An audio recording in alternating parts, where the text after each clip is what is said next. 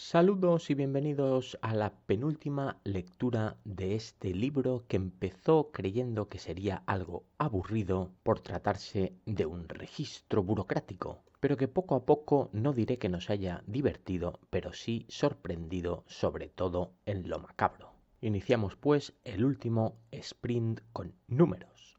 Capítulo 35. Herencia de los levitas. Habló Yahvé a Moisés en las llanuras de Moab junto al Jordán, frente a Jericó, diciendo. Aquí sí que nos sitúa exactamente al frente de esta ciudad estratégica de los moabitas. Ordena a los hijos de Israel que de su herencia en propiedad den a los levitas ciudades en que puedan habitar, y entregaréis también a los levitas los pastizales de las ciudades en torno a ellas. Los levitas no entraban a formar parte de este reparto de tierras en la tierra prometida. Esto se describió prácticamente como un gesto altruista. Ellos ya tenían privilegios suficientes perteneciendo a la élite social, siendo liberados de cualquier otra carga que no fuera la religiosa y la captación de todas las ofrendas que iban para ellos. Así decía la ley que hemos leído y que ellos mismos dictaron. Y claro está, hecha la ley, hecha la trampa. Los que decían que no iban a recibir tierras resulta que al final recibirán propiedades en cada uno de los territorios de las 12 tribus. O sea que serán los únicos que estarán presentes a lo largo y ancho de toda la tierra prometida. Las ciudades les servirán de morada y los pastizales serán para su ganado, para sus animales domésticos y para todas sus bestias. Se les entregarán las ciudades y los pastizales. Estos alimentarán sus rebaños, unos rebaños que han conseguido a partir de las ofrendas del pueblo, a las cuales están obligados. Los pastizales de las ciudades que daréis a los levitas desde el muro de la ciudad hacia afuera serán de 1000 codos en derredor. Atención, porque los pastizales que están obligados a darles a estos privilegiados serán obligatoriamente los más cercanos a la ciudad, todos aquellos terrenos que la rodean. 500 metros aproximados alrededor de la muralla de cada ciudad será patrimonio de los levitas.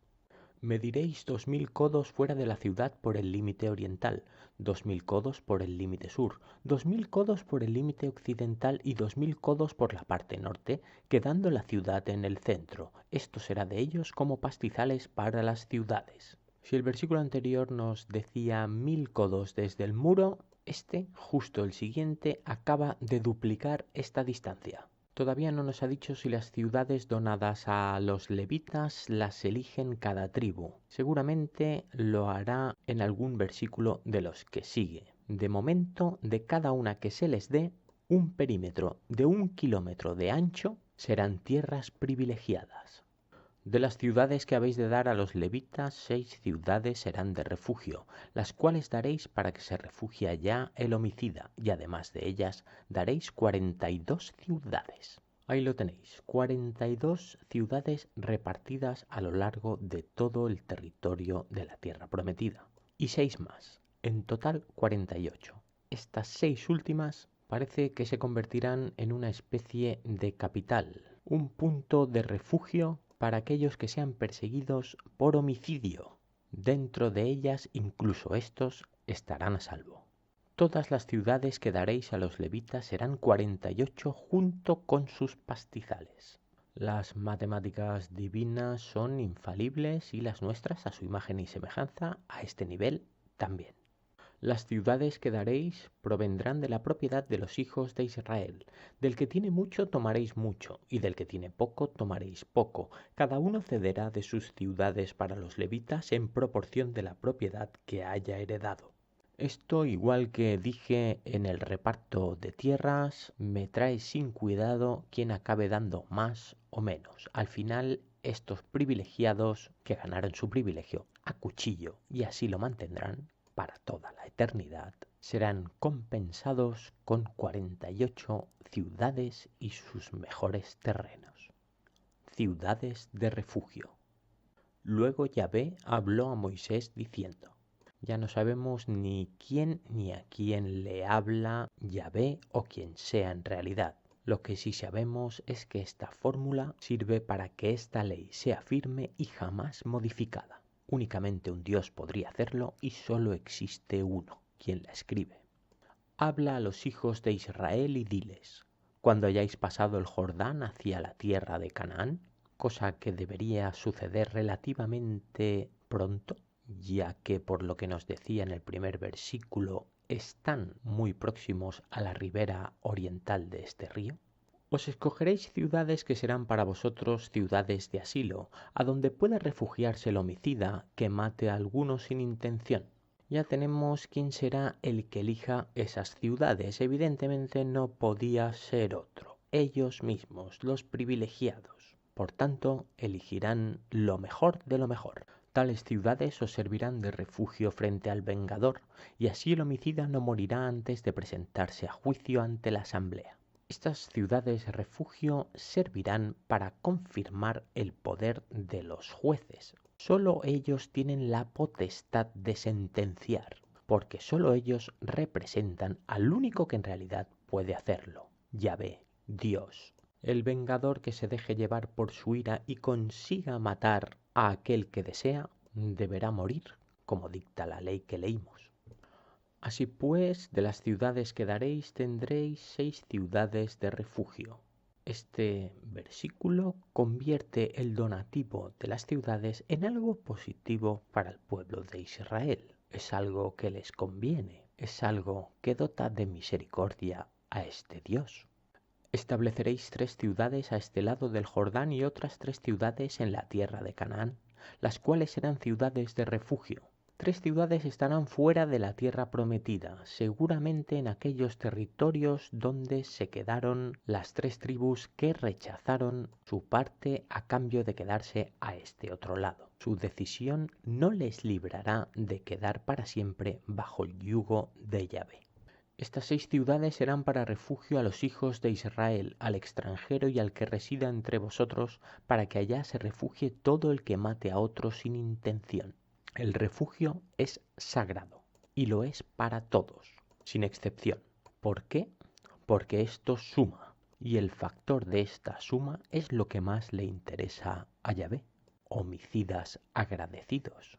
Pero si lo golpea con instrumento de hierro y muere, es asesino. El asesino será muerto irremisiblemente. Este no es el resultado de un acto despreciable, moralmente quiero decir. Yahvé no tiene nuestra moral, sino toda la contraria, al menos a la mía. Lo que Yahvé desprecia en este versículo es que cualquier hombre pueda decidir por sí mismo, y sobre todo en el acto más capital de todos los actos, el único que no se puede rectificar, quitar una vida. Esto es potestad exclusiva de su amo y señor. Un asesino jamás tendrá derecho a expiar. Si lo golpea piedra en mano con que pueda matar y muere, es un asesino. El asesino será muerto irremisiblemente. Un código penal que ya leímos en Levítico, además de no ser nada original. Si lo golpea con un instrumento de madera en la mano que pueda matar y muere, es un asesino. El asesino será muerto irremisiblemente. Seguramente para Yahvé será alguna diferencia sutil hacerlo con un instrumento de hierro o de madera. Para nosotros, y comprobando que el resultado final es el mismo, no tiene la mayor importancia. El vengador de la sangre él mismo matará al asesino. En el momento en que lo encuentre lo matará. El que haya sufrido el dolor de un asesino puede proclamar su venganza. Este tendrá la satisfacción de matarlo. Un asesino no puede acogerse a un refugio. Ya no merece ser tratado como un hombre. Ha decidido por sí mismo sobre la vida de otro. No necesita juicio. Dios permite su ejecución. Eso sí, únicamente por su vengador. Y si por odio lo empuja o lanza algo contra él deliberadamente y muere, lo que sería hoy en día calificado más o menos de una imprudencia temeraria con resultado de muerte, o si por enemistad lo golpea con el puño y muere, el agresor será muerto sin remisión. Es asesino, y el vengador de la sangre matará al asesino cuando lo encuentre. Fijaos que la ley no da opción, no dice que el vengador puede matar, sino prácticamente obliga a hacerlo. Este Dios no pone mejillas. Pero si casualmente sin enemistad lo empuja o lanza sobre él cualquier objeto sin premeditación, lo que podría ser declarado como un accidente, o bien sin verlo hace caer sobre él alguna piedra por la que pueda causar la muerte y muere, no siendo su enemigo ni procurando su mal. En nuestra ley, sin intención o dolo, no hay delito. Veamos en la ley divina. Entonces la asamblea juzgará entre el que ha herido y el vengador de la sangre, según estas leyes, pues su ley no lo declara directamente inocente. Tampoco nos dice que merezca morir. Así la asamblea librará al homicida de la mano del vengador de la sangre, y la asamblea hará que vuelva a su ciudad de refugio, donde se había refugiado, y allí habitará hasta la muerte del sumo sacerdote, a quien se ungió con el aceite del santuario. Estos son los únicos que pueden refugiarse. Sea por accidente o no, vemos que en esta sociedad priman aún los instintos menos racionales. Parece que cualquiera que haya sufrido una muerte cercana tenga la necesidad de asesinar para calmar su rabia, sin detenerse a valorar si esto pudo ser un accidente.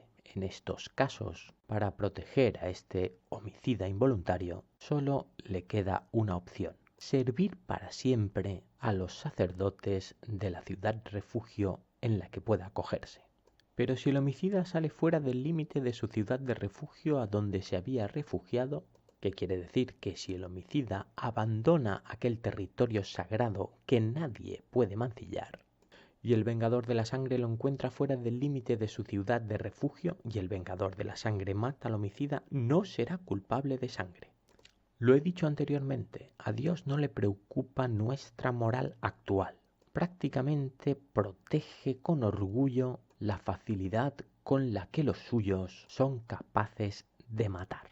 Pues aquel debió habitar en su ciudad de refugio hasta que hubiera muerto el sumo sacerdote. Solo después de la muerte del sumo sacerdote el homicida podrá regresar a la tierra de su propiedad. El único límite a la condena por homicidio involuntario es la muerte del sumo sacerdote.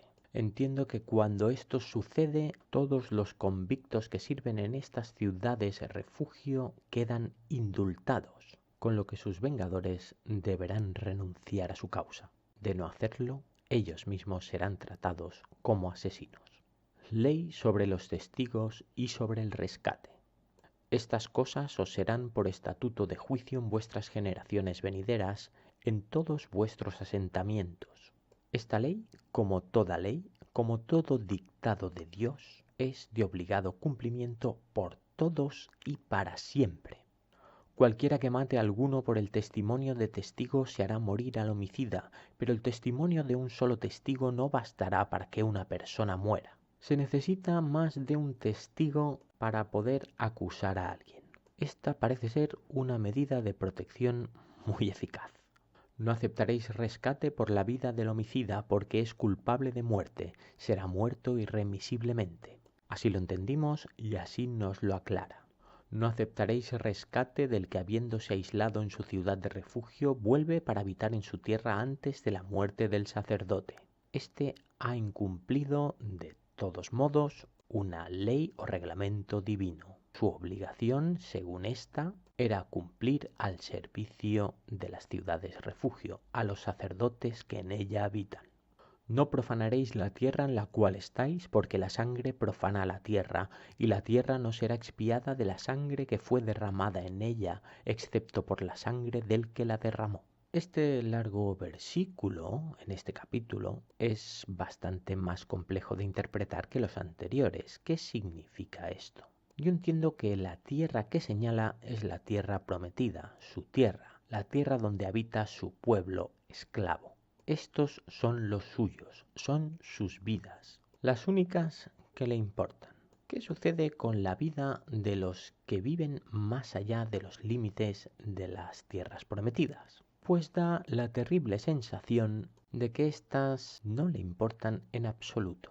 El pecado "no asesinarás" solo sirve para el prójimo. Ante cualquier otro parece que instigue todo lo contrario. No contaminarás la tierra donde vosotros habitáis, en medio de la cual yo habito, porque yo, Yahvé, habito en medio de los hijos de Israel. Esta es la única tierra que no contaminaréis con sangre. La demás no es mi tierra. Quienes la habitan no son mi gente.